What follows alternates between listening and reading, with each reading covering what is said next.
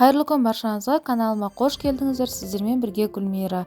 Бүгін осында көк помидорды банкіге тұздайтын боламыз. Каналымда тағы пайдалы рецепттер бар. Каналыма тіркеліп қойыңыздар. Алдағы уақытта жаңа видео рецепттерімді бірінші болып көресіздер. Ең алдымен осында көк помидорларымызды жуып тазалап, видеодағыдай екі бөліп турап аламыз. Барлығын турап дайындап алған соң, қызыл тәтті бұрышымызды соломка етіп, барлығын турап аламыз.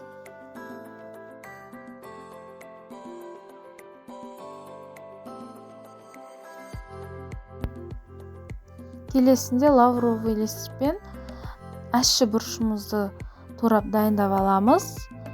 Аскөктен менде петрушка немесе укроп қолдансаңыздар да болады. Барлығын қосып, үстіне татымына қарай тұзымызды қосамыз. Бір бокал қант қосамыз.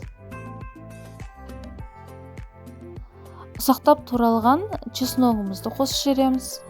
Осының барлығын жақсылап араластырып, тұзын көріңіздер. Тұзы аз болса тұзын қосып, бір күнге бетін жауып қойып қоямыз. Сол кезінде өзінің дәмі үйлесіп, әдемі болып суы шығуы керек.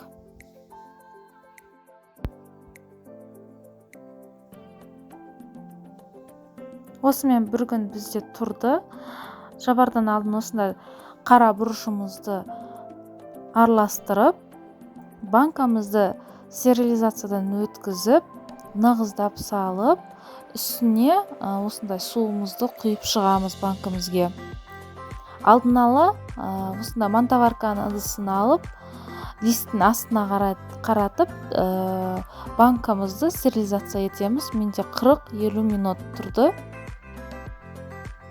40-50 минут өткен соң 70% уксустан 2-3 тамшы тамызып банкамызды жабамыз. Осымен біздің салатымыз дайын болды. Міндетті түрде жасап көріңіздер. Егер видео ұнаса, менің каналыма тіркеліп, қоңыраушаны басып қойсаңыздар, алдағы уақытта менің жаңа видео рецепттерімді, тегін мастер-класстарымды өткізіп алмас үшін.